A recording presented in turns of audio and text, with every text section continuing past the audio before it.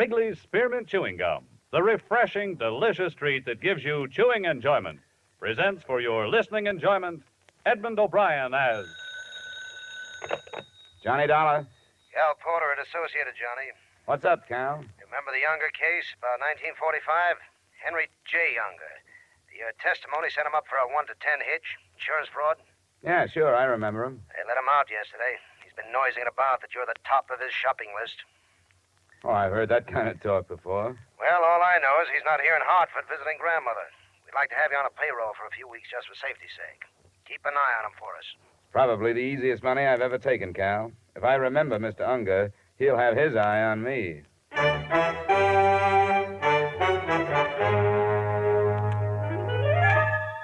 the makers of Wrigley's Spearmint Chewing Gum bring you Edmund O'Brien in another transcribed adventure of the man with the action-packed expense account. America's fabulous freelance insurance investigator. Yours truly, Johnny Dollar.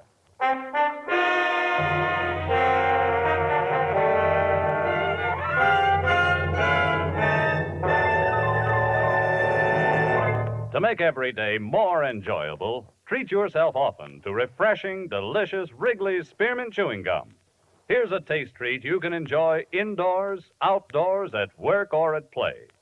The cool, long-lasting mint flavor refreshes you. The smooth, steady chewing helps keep you fresh and alert. Adds enjoyment to whatever you're doing. Wrigley's Spearmint Chewing Gum. Healthful, refreshing, delicious.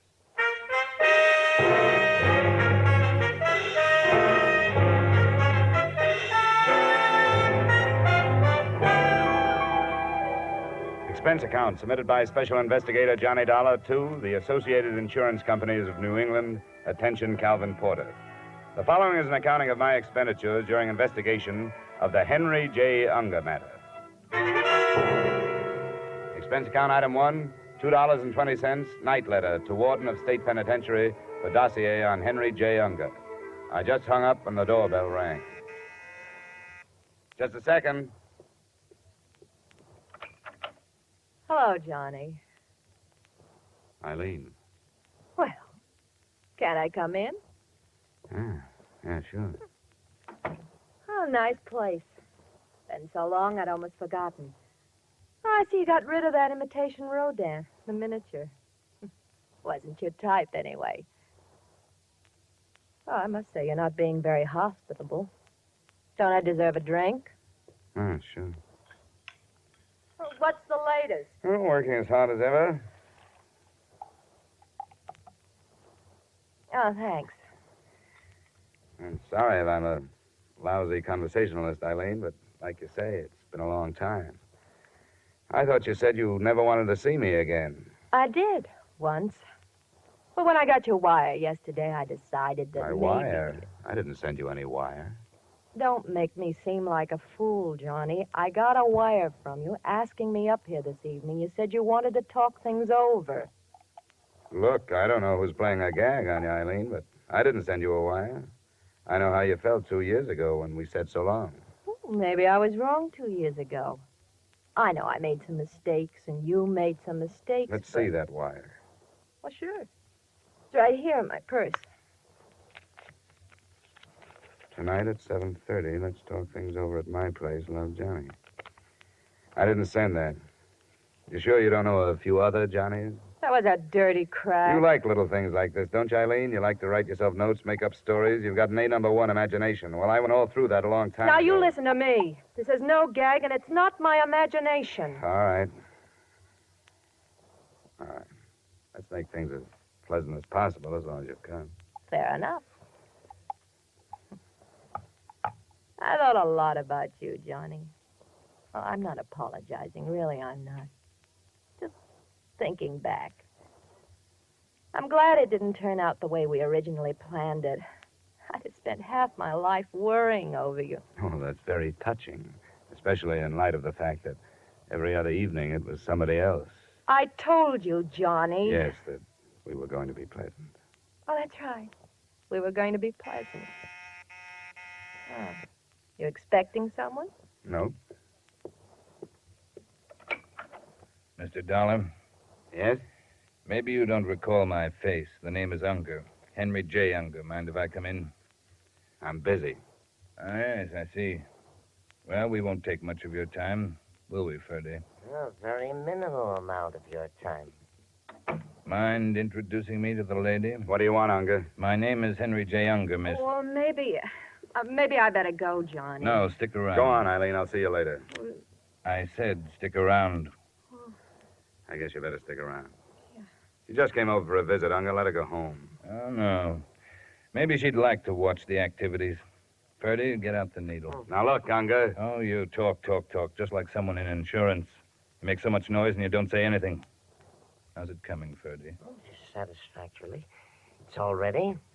And they were each having a drink, too. I noticed that. Got the rope? Now you know I have the rope. That chair will be fine. Sit down, Dollar. What's the angle, Unger? You'll find out. Sit down. You work with gloves on, Ferdy? Sure. I could do it with mittens. And once around, twice around, once around, twice around. Hey, look. What are you going to do? Why don't you let him alone? It's love, Ferdy. Let her go home, Unger. She hasn't anything to do with this. Finished, Ferdy? Come on, Unger. Ferdy, you finished? One more little knot. There. All done. And very sturdy, too. All right, Ferdy. Roll up his sleeve. Right. Hey, look. He's got a nice big blue vein right here. You know, it's so hard to find a good, nice, blue, bulgy vein on somebody. Feel, Uncle, feel. He loves his work, this Ferdy. Used to be a lab technician at some big hospital. Didn't you, Ferdy? That's right, Mr. Unger. Hold very still, Mr. Dollar, and concentrate on this lovely girl you see standing before you. Just conceive of yourself as being a very big man, the President of the United States or something. Someone with influence. Yes, a great deal of influence.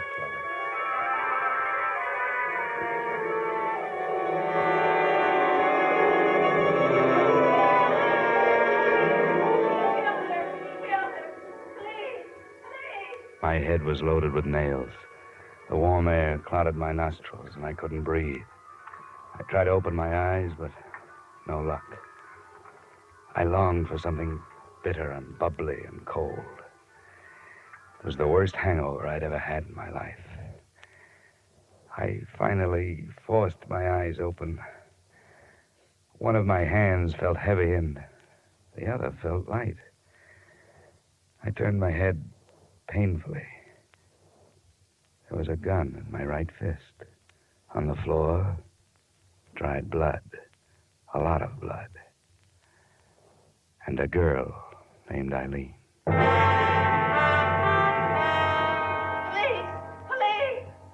Oh. He killed her! Police!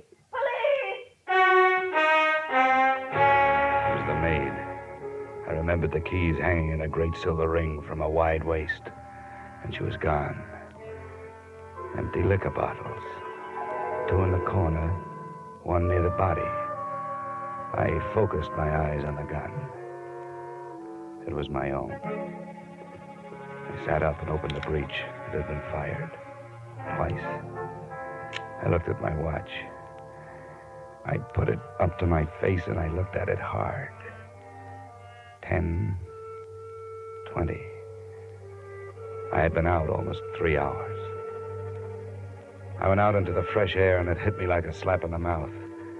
I almost passed out again. But I took it slow, not breathing too deeply.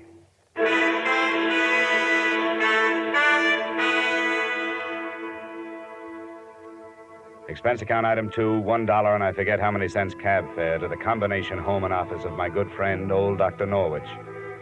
I was still so groggy, I almost fell into the house when he opened the door. Why, Johnny, here, let me take your arm. Oh, I'm a little woozy. That I can see.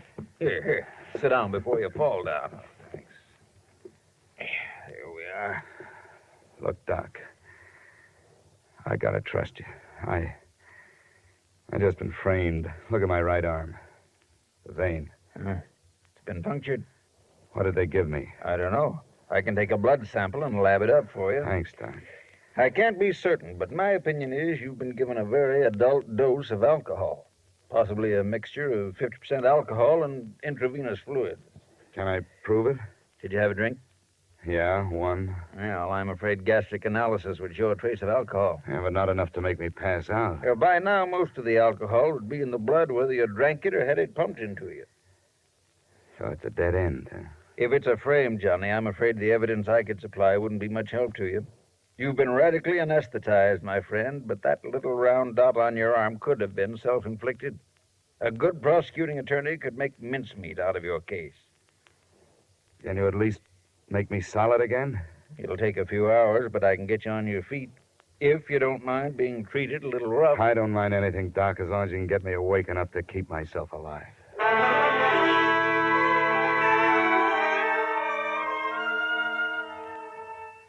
After a Swiss bath consisting of ice-cold water pressured at the body out of a stout hose, plus a potent shot of vitamin B complex and another cup of coffee, I felt almost normal. The throb in my head was gone. In its place was the cold realization that I was wanted for murder. Expense account item 3, 50 cents taxi fare to Asylum Street. It was funny going through all the motions of a murderer. I began to feel an edge of guilt creep into me. By the time I hauled myself into the Lost Soul Cafe, I felt as much a part of the place as the tramp at the elbow of the bar. I found an old informant at a front table. Expense account item 4, $25 strictly for information. Sure. Sit down. Sit down. For that kind of money, sit down. Thanks. Now, what was that question again? Henry J. Unger, Victor. Henry J. Unger. Just unfrozen. That's right. Well, 25 isn't very much. 25 is my present limit. This isn't too big a case. I could do better on quiz show. Henry J. Unger and his character man, 30. $25 and a shot. Right. Won't you join me? Oh, I can't look at this stuff. I took the cure once. Fistula, what are the same? Henry J. Who? Unger. Well, he hasn't been around long enough for me to know his habits.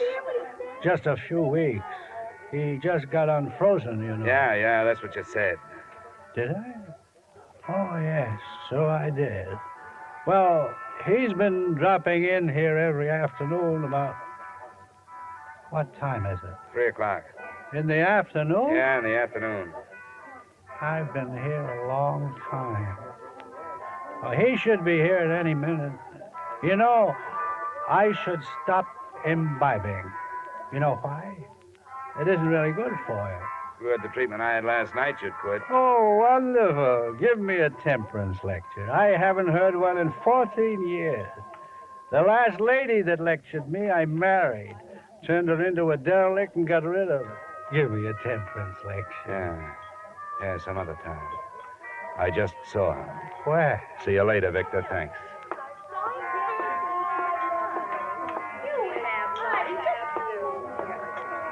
Hello, Unger.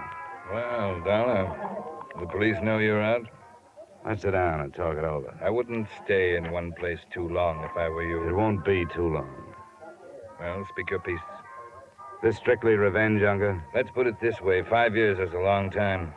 Good thing I learned to behave myself, or I'd still be running the prison paper. You're the noisy type, Unger. You'd be the finger man if I so much as stubbed my toe. Correction, I would have been. Now I've got the law doing my dirty work.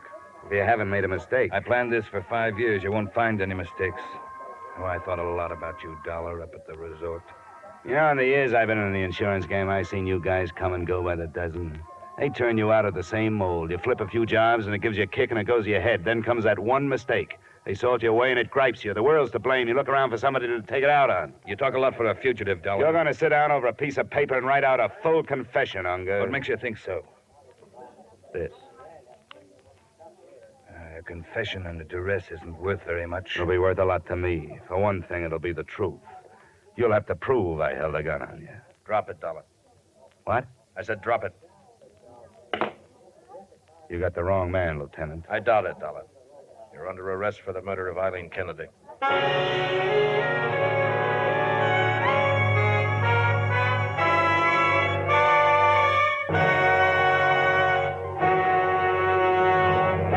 To make every day more enjoyable, treat yourself often to refreshing, delicious Wrigley's Spearmint Chewing Gum. The lively, full-bodied real mint flavor cools your mouth, moistens your throat, freshens your taste. And the chewing itself gives you a little lift, helps you keep going at your best. So for real chewing enjoyment that's refreshing and long-lasting, always keep Wrigley's Spearmint Chewing Gum handy. Healthful, delicious Wrigley's Spearmint Gum will make every day more enjoyable. And now with our star, Edmund O'Brien, we return you to the second act of yours truly, Johnny Dollar.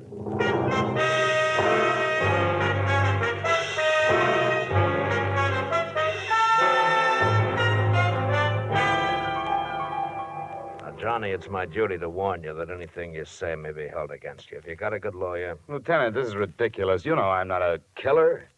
Do you want a good lawyer? Yeah. Guess I better get one. Call Joseph P. Harris. Number's in the book. Take care of that, Sergeant. Yeah, it looks bad for you, Johnny.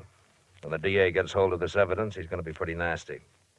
You have any contradictory facts? Yeah, sure. I'm innocent. Can you prove it? Oh, come on, Dollar. You're in trouble. It was a beautiful job of framing, Lieutenant. All right, tell me what happened.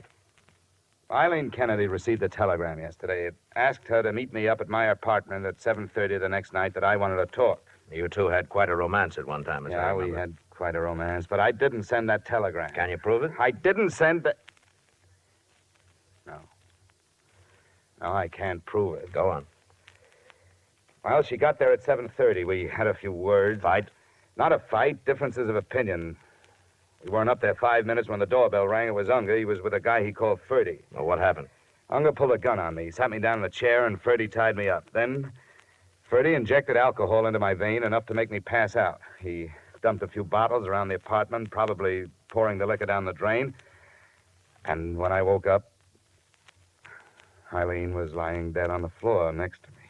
That makes a good story, Dollar. Well, here's the mark on my arm. You can still see it. Yeah. All right, Johnny, now it's my turn. We found Eileen Kennedy in your apartment. There were 2 bullets in her, one in the abdomen, one in the chest, penetrating the heart at the right ventricle. From my gun? Yeah, the one we took from you when we captured you. 38 automatic. Lieutenant, We found empty liquor bottles around the place. Gastric analysis at autopsy of the girl showed alcohol. Sure, we each had a drink. A drink or many, there was a trace of alcohol. Now, you say you didn't take more than 1 drink. Can you prove it? Can you prove it? Can you prove it? Can you prove you washed your face this morning? I don't have to, Johnny. Okay, Sergeant, take him to his cell. When his lawyer comes, send him right in.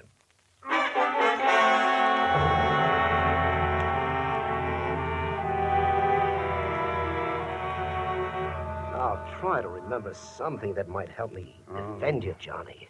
Joe, I just can't think anymore. My head's going around like a pinwheel. You've got to keep yourself under control. Now, you're an investigator. You're used to dealing with things like this. Certainly when it comes to your own life. Yeah, that's just it. When it comes to my own life, I'm tied up in knots. I see. Well, I'll be frank. It'll be a rough one. Are they still holding Unger? They couldn't hold him. They had no charge against him. Uh-huh. And it looks like the indictment will go through, huh? Yeah, looks like it. You were terribly drunk, Johnny. Dr. Norwich told me the percentage of alcohol in your blood. You think I killed her, don't you? Now, look, Johnny, I'm trying Forget to it. help you. Forget it, Joe. I'll see you in court.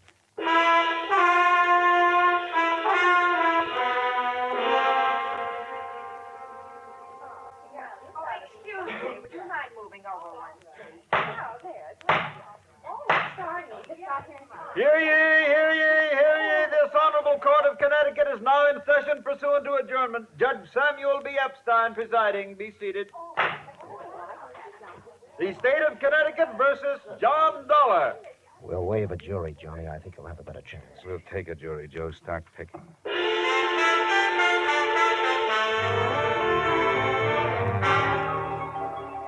Your name, please? David W. Norwich, You're a physician, is that correct? physician and surgeon. Now, Dr. Norwich, did the defendant, Mr. Dollar, make a visit to you on the night of July 10th last? He did. Would you mind explaining the circumstances of that visit to the jury, Doctor? He was very sick. I had to help him inside. He was so sick.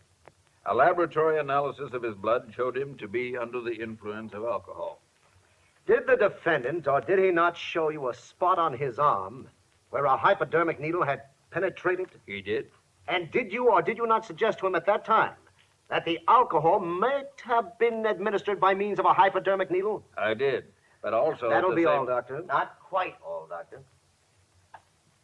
Now, Doctor, you know as well as I do that a little black dot on the underside of the elbow might have been done by an enterprising young investigator such as Mr. Dollar in order to put forth a fairy tale that he was drugged, do you not? I object, Your Honor. The prosecuting attorney is attempting to intimidate the witness and interject his own opinions through the medium of his questions.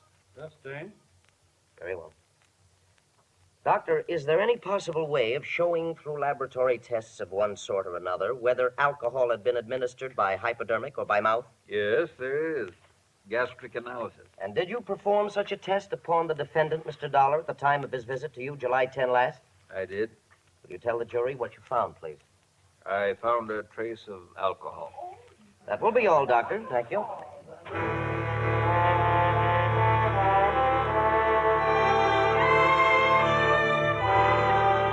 Your name, please?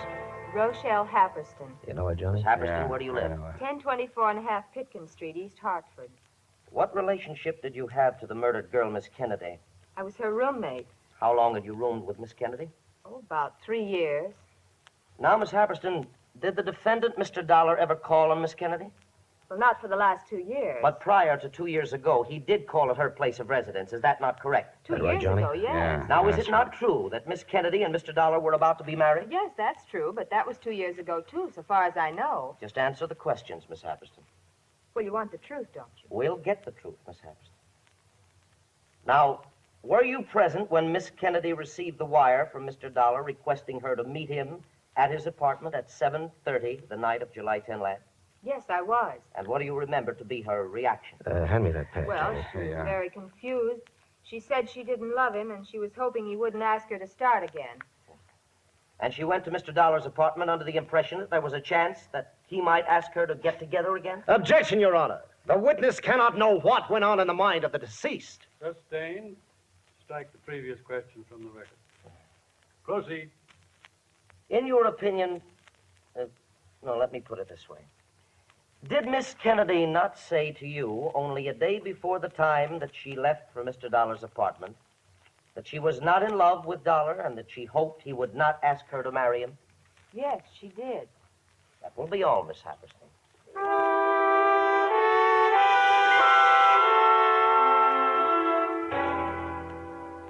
Your name, please. Javier Sawyer. Would you state your occupation? I'm a lieutenant, Homicide Bureau, Hartford Police Department.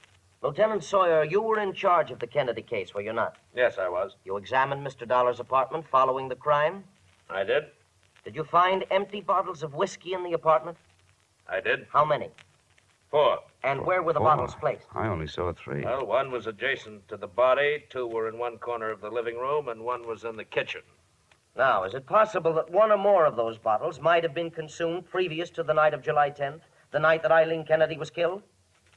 No, sir. Why do you say that, Lieutenant? Well, there were a few drops of liquor in every one of the 4 bottles. Had the liquor been consumed previous to that night, these drops would have evaporated by the time we got there. Thank you, Lieutenant. Your witness, Mr. Harris. No questions. Looks bad, Johnny. 4 bottles. I only saw 3. Maybe a plea of guilty. A hypodermic. What'd you say? Joe, I've been in a fog. Put me on the stand. I'd advise against it, Put me Johnny. on the stand, Joe.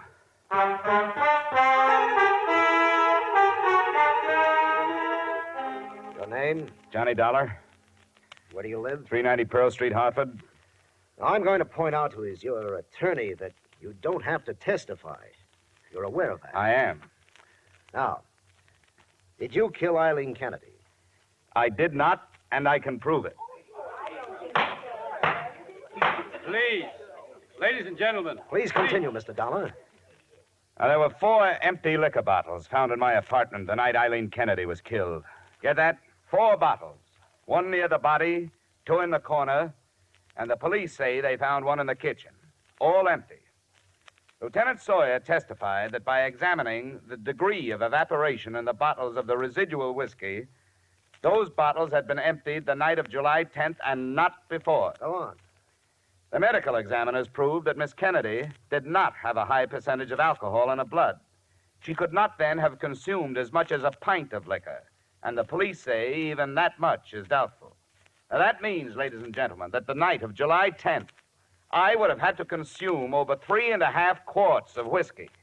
I've got to admit that I would have been unconscious long before I reached that point. Order! Order! Order!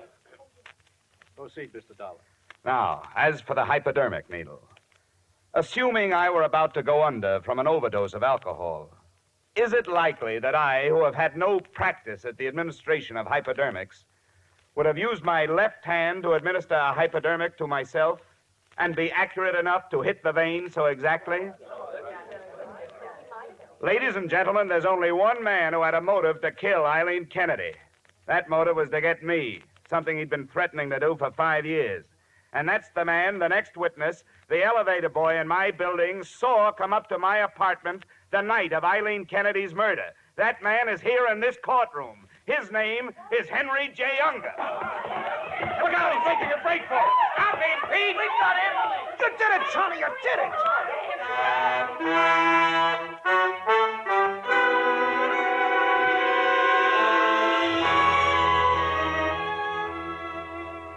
So the case of the state versus Johnny Dollar became the case of the state versus Henry Unger. Ferdy's confession under fire isn't going to help Unger any. You might sum up my whole case in one sentence. Alcohol and murder don't mix. But I'm not kidding myself. If Unger hadn't got panicky at the mention of the next witness, I might have gotten what he deserved. Just shows what a little nerve, some fast bluff, and somebody else's sense of guilt will do for you. You see, there is no elevator in my building. Expense account total, $50.39, and more worry than you've got stockholders. Yours truly, Johnny Dollar.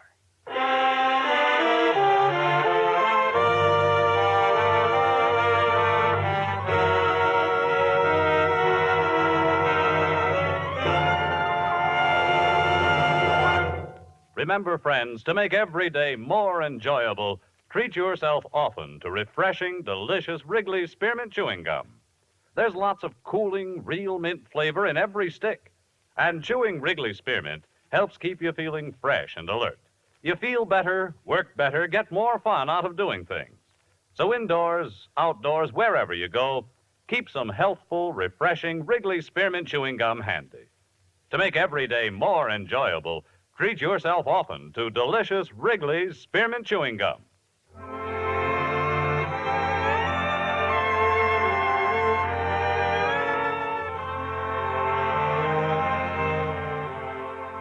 Yours truly, Johnny Dollar, brought to you by Wrigley's Spearmint Gum, stars Edmund O'Brien in the title role and is written by Gil Dowd and David Ellis, with music composed and conducted by Leith Stevens.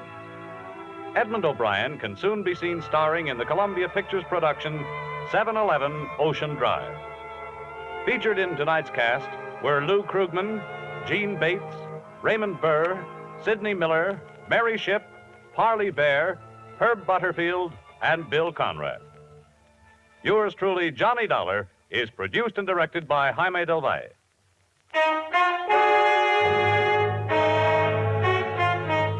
The makers of Wrigley's Spearmint Chewing Gum hope you've enjoyed tonight's story of Johnny Dollar and that you're enjoying delicious Wrigley's Spearmint Chewing Gum every day. We invite you to join us again next week at this same time when, from Hollywood, Edmund O'Brien returns in another transcribed adventure of Yours truly, Johnny Dollar.